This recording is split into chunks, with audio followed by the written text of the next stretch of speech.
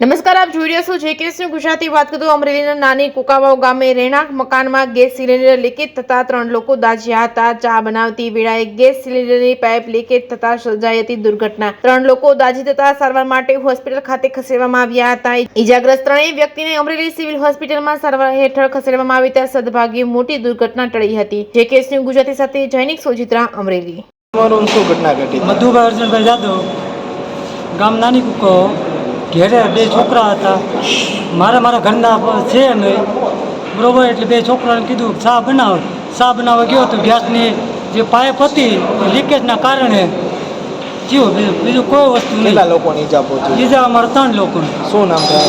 એકનું નામ છે ગોકુળ મધુભાઈ જાદવ, પ્રિન્સ મધુભાઈ જાદવ અને ધાર્મિક રામજીભાઈ જાદવ. બરોબર છે. કાંઈ છે કેવી ઈજાઓ છે? ઈજાઓ કાંઈ નથી, ખાલી સાંભળી પડી છે.